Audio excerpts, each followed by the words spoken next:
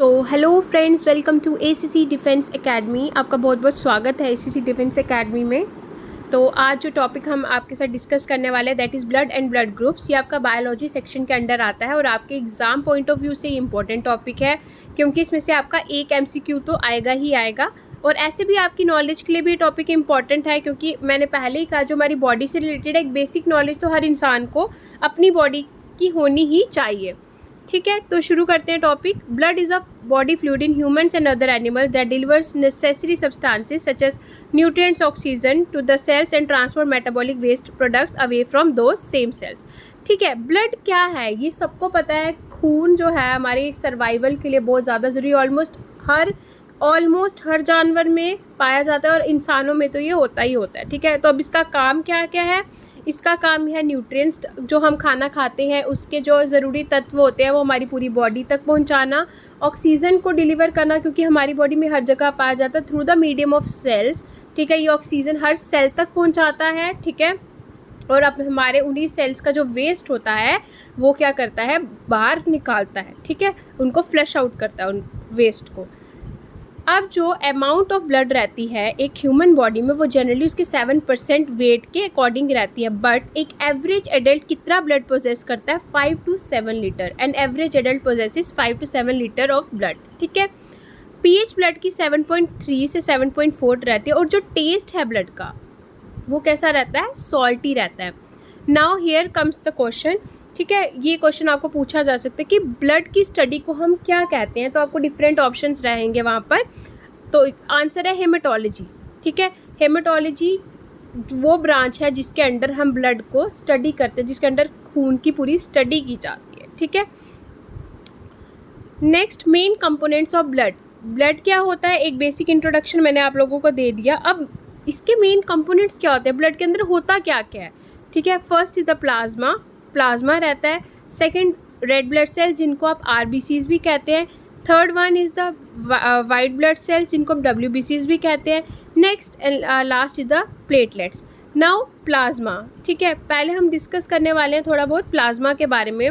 आप लोगों ने देखा होगा, पता नहीं आप में से कईयों ने शायद देखा हो कि जब आप लोग अपना सैंपल देते हैं ब्लड लेकर, है ना, तो ये टेस्ट ट्यूब में आपका जैसे मान लीजिए इतना था ब्लड वहाँ पे डाल दिया है। ठीक है, जैसे ब्लड जैसे आपने दे दिया। ठीक है, थोड़ी देर के बाद क्या होगा, जब आप उस ब्लड को ऑब्जर्व करोगे उसके जो अपर वो छोड़ देते ना ब्लड को, अपर पार्ट में हल्का हल्का, जैसे ये जो पार्ट होगा ना यहाँ पे हल्का हल्का पेल येलोइश कलर का क्या होने लगेगा, फ्लूइड टाइप इकट्ठा होने लगेगा थिक सा, जिससे आपको दिखेगा रेड पार्ट अलग से, ये पार्ट रेड वाला अलग से सेपरेट हो गया है और ये पानी टाइप का अलग से थोड़ा सा सेपरेट हो गया। That is plasma.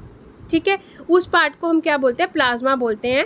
यहाँ पे हम डिस्कस करते हैं plasma accounts for around 55% of body fluid in human. जो प्लाज्मा होता है ना वो कितना रहता है, 55% रहता है। ठीक है, ठीक है, और प्लाज्मा में क्या 92% तो वाटर रहता है और जो बाकी रहता है, जो बाकी का परसेंटेज देखो बॉडी में कितना है ये। ठीक है, बॉडी फ्लूइड्स में प्लाज्मा कितना है हमारा 55%। बट जो प्लाज्मा की जब हम कंपोजिशन वी आर डिस्कसिंग ना, तो कंपोजिशन में प्लाज्मा क्या 92% वाटर है।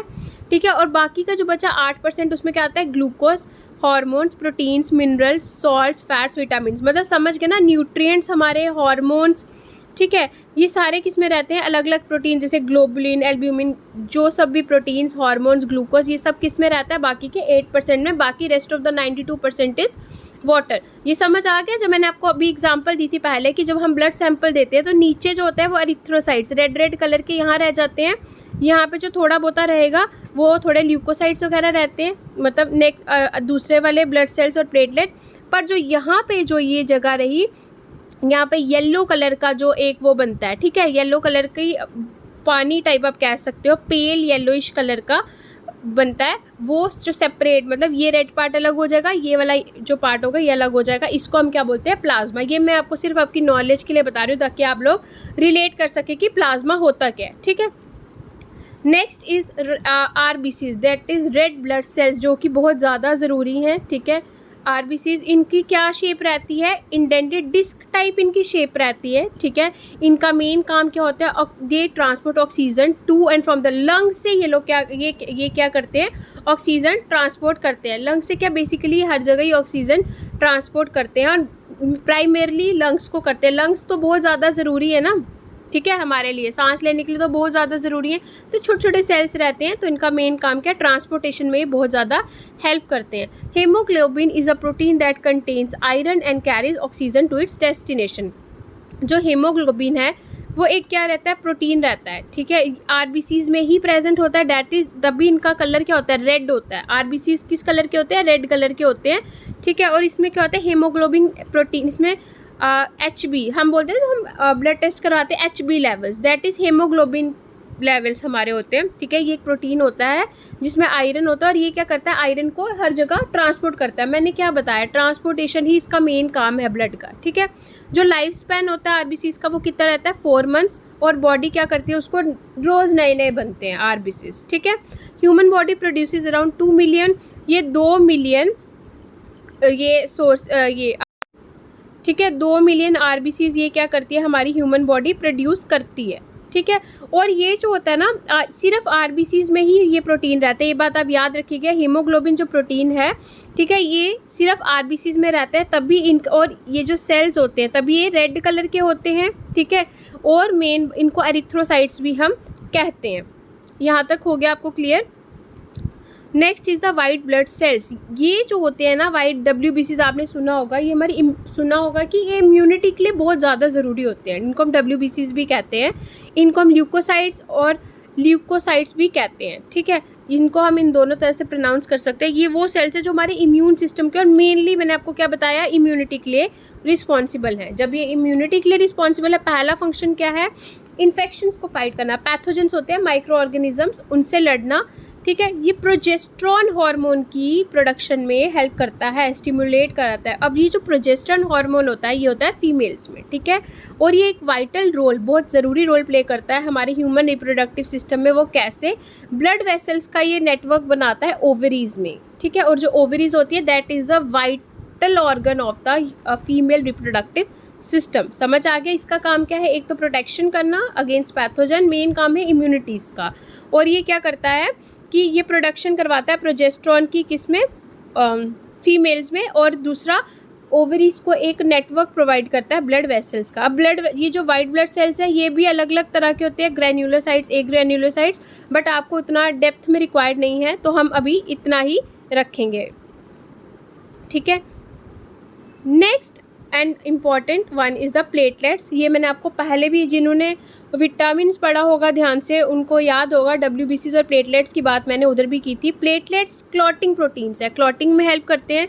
जिसके प्लेटलेट्स कम होंगे, ठीक है, वो उस बंदे को ब्लीडिंग कभी भी रुकेगी ही नहीं, क्योंकि प्लेटलेट्स का काम क्या है, क्लॉट फॉर्मेशन, ठीक है, हेल्प करवाना क्लॉट फॉर्मेशन में। और डेंगू में प्लेटलेट्स जो होते हैं वो फॉल कर जाते हैं। कौन सी ऐसी बीमारी जिसमें प्लेटलेट्स हमारे बहुत जल्दी गिरते हैं, डेंगू में कंटिन्यूस फीवर आने की वजह से प्लेटलेट्स हमारे गिर जाते हैं, ठीक है। और कितनी रेंज इनकी नॉर्मल होनी चाहिए, 1,50,000 से लेकर 4 लाख प्लेटलेट्स पर माइक्रोलीटर ब्लड में प्रेजेंट रहने चाहिए। ये एक हेल्दी अमाउंट है प्लेटलेट्स की हमारी बॉडी में, ठीक है। अब हम बात करते हैं, ये तो हमने नॉर्मल चीज़ों के बारे में पढ़ ली कि ब्लड क्या है, इसकी कंपोजिशन क्या है। देखो, अगर हम बात करें बायोलॉजी की, बायोलॉजी के हर एक सब्जेक्ट का जो टॉपिक होता है, और स्पेशली बायोलॉजी क्योंकि हमारी बॉडी से रिलेटेड है, ये एक नेवर एंडिंग टॉपिक्स हैं ये सारे। इनके एक एक टॉपिक के ऊपर ही बहुत बहुत बुक्स हैं, बट आपको इतना डेप्थ में नहीं चाहिए। तो जितना आपके लिए रिक्वायर्ड है उतना ये वीडियोज़ अगर आप स्टडी कर रहे हैं तो आपका मतलब most of the part cover हो रहा है, ठीक है। अब हम बात करते हैं कि डिजीज़ की, कि मतलब ब्लड नॉर्मल तो हमने पढ़ लिया, बट अगर ये कम हो, ज़्यादा हो, तो क्या बीमारियां इससे हो सकती हैं, ठीक है। First and foremost is the anaemia. इसमें क्या होता है, जब हमारे ब्लड लेवल, हीमोग्लोबिन लेवल के होते हैं, आरबीसीज फॉल कर जाते हैं, ठीक है। और ये ऑक्सीजन वगैरह नहीं डिलीवर, ऑब्वियसली जब क्या होगा, फॉल कर जाएंगे ये लेवल्स, ठीक है। जब HB का लेवल ही फॉल कर गया तो उससे क्या होगा कि ऑक्सीजन नहीं पहुंचा पाएगा प्रॉपरली, ठीक है। समझ रहे हो मेरी बात करें हम एनीमिया की, इसमें क्या होता है, आरबीसीज हमारे जब फॉल कर जाते हैं, तो जब कम हो गए, ऑक्सीजन जगह पे नहीं पहुंचेगी, न्यूट्रिशन नहीं पहुंचेगा, तो उससे क्या होगा, थकावट वगैरह होगी हमें, ठीक है। खून की डेफिशिएंसी को हम कहते हैं एनीमिया, ये सबको पता है। Next is the blood clotting. Blood clotting कब ज़रूरी होती है, जब हमें लगती है, ठीक है। तो अगर क्या हो कि ये अभी हम बीमारियाँ पढ़ रहे हैं, ठीक है। ब्लड क्लॉटिंग एक नॉर्मल मैकेनिज़्म भी है, ठीक है। बट अगर एबनॉर्मली कुछ ब्लड थिक हो गया है या किसी भी रीज़न से बॉडी के अंदर ये अननेसेसरी क्लॉट्स बना रहा है, तो उससे क्लॉट्स क्या होगी, गिल्टियाँ टाइप होगी। अगर वो बनेंगे तो बॉडी में क्या होगी, ब्लॉकेज, जिससे कि ये लाइफ थ्रेटनिंग है, जान भी जा सकती है, क्योंकि क्लॉट कहीं भी जाके अटक सकता है, ब्रेन की किसी नस में अटक सकता है, कहीं पे भी, जिसकी वजह से अगर ये पल्मोनरी एम्बोलिज्म की यहाँ बात की गई है, अगर ये छाती में, पल्मोनरी जो टर्म है ये हमारी चेस्ट से रिलेट की जाती है, छाती में जाके कहीं अटक जाए, ठीक है, किसी भी वेन या किसी भी नस में हमारी अटक जाए, तो उससे क्या हो जाएगा, ब्लॉकेज होगी, जिससे पेशेंट को अटैक भी आ सकता है और उसकी डेथ भी हो सकती है। ये लाइफ थ्रेटनिंग है, जो एम्बोलिज्म्स जो होते हैं ना, ये लाइफ थ्रेटनिंग है, ठीक है। Next is the blood cancers बहुत ज़्यादा बढ़ रहे हैं आजकल वैसे भी, तो ब्लड के भी अपने अपने कैंसर, तो ल्यूकीमा, मायलीमा, लिम्फोमा, ठीक है। जब जो ब्लड कैंसर्स बेसिकली होता क्या है, जब एक नॉर्मल मल्टीप्लिकेशन होती है ना हमारे सेल्स की, एक नॉर्मल मैनर में, ठीक है, पर वही सेल जब एबनॉर्मली मल्टीप्लाई और डिवाइड करने लगते हैं, ज़्यादा करने लगते हैं, एक्सेसिवली करने लगते हैं, उसको हम कैंसर कहते हैं, ठीक है। Abnormal multiplication and division of cells, मतलब ज़्यादा बढ़ रहे हैं, तो ब्लड कैंसर्स भी होते हैं, ल्यूकीमिया, मायलीमा, लिम्फोमा, ठीक है, जब ज़्यादा ब्लड सेल्स बढ़ना शुरू हो जाते हैं हमारी बॉडी में, ठीक है। अब हम बात कर लेते हैं ब्लड ग्रुप की। ब्लड देखो, हर किसी का अपना अपना ब्लड ग्रुप है, सबको पता है, ए बी, ये सारे ओ पॉजिटिव, ठीक है। ये अब ब्लड ग्रुप जो होती है, ये किसकी बेसिस पे होती है ब्लड ग्रुपिंग, एंटीबॉडीज़ पे, ठीक है, और कौन से मतलब कि एंटीजेनिक सब्सटेंस हैं जो हमारे आरबीसीज के ऊपर अटैच्ड हैं। तो ये जो है, मैंने क्या बताया कि कईयों में कोई एंटीबॉडी प्रेजेंट रहेगी, कईयों में एब्सेंस रहेगी, उसके बेसिस पर ही इसकी क्या, हमने इसको अलग अलग क्लासीफाई किया। और किसने, ये क्वेश्चन इंपॉर्टेंट है, किसने जो ये फादर है ब्लड ग्रुपिंग का फादर, किसको माना जाता है, कार्ल लैंडस्टीनर को फादर ऑफ ब्लड ग्रुपिंग माना जाता है। ये आप लोग याद रखिए, ठीक है। ये चीज़ इंपॉर्टेंट है आप लोगों के लिए एग्जाम पॉइंट ऑफ व्यू से, कि फादर ऑफ ब्लड ग्रुपिंग कौन है, कार्ल लैंडस्टीनर, ठीक है। अब हमारे पास विच ऑफ द फॉलोइंग, ये एमसीक्यूज़ की हम थोड़ी बात कर लेते हैं, ब्लड ग्रुपिंग से एमसीक्यू आपको आ सकता है। Which of the following blood group is considered as a universal donor, ठीक है, इसमें से कौन सा यूनिवर्सल डोनर है, तो हमारा जो इसमें आंसर रहेगा वो है ओ।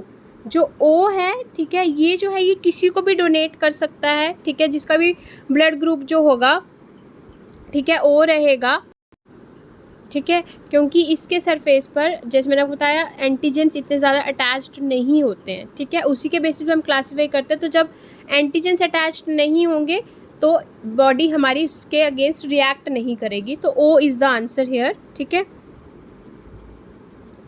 विच of the following blood group is referred as a universal recipient, हमने डोनर की बात कर ली कि दे कौन सकता है ब्लड, ठीक है, एमरजेंसी सिचुएशंस पे। अब कौन सा ऐसा ब्लड ग्रुप है जो किसी भी ब्लड ग्रुप से ब्लड जो है वो ले सकता, ठीक है, तो कौन सा ले सकता है, यहाँ पे जो आंसर आपका आएगा AB+ है, ठीक है, ये याद रखना, जो AB+ हमारा ये रहता है,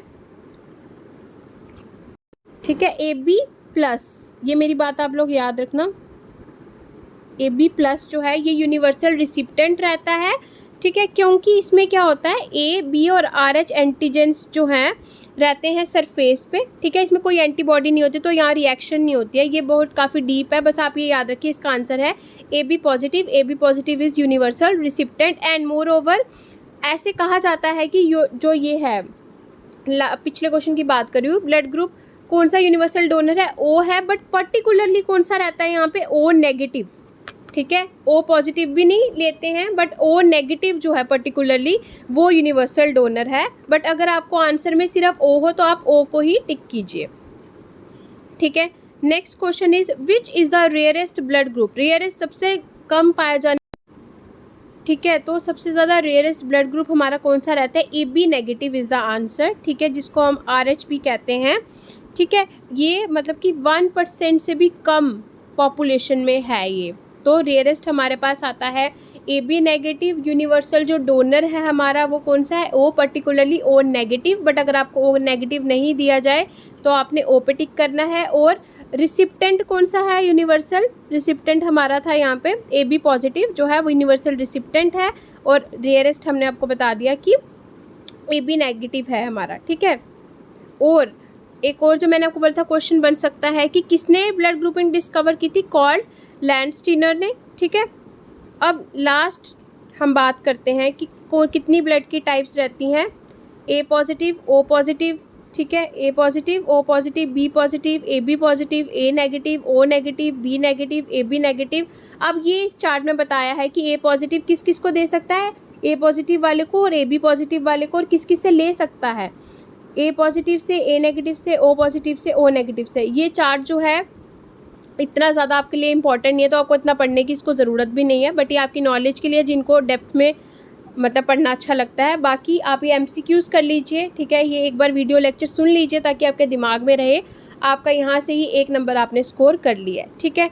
तो आज का वीडियो लेक्चर हम यहीं ख़त्म करते हैं। आप प्लीज़ जाकर हमारे वीडियो सेक्शन में प्रीवियस लेक्चर्स भी देखिए, अच्छा लगता है मुझे आप लोगों के कमेंट्स पढ़कर, ठीक है।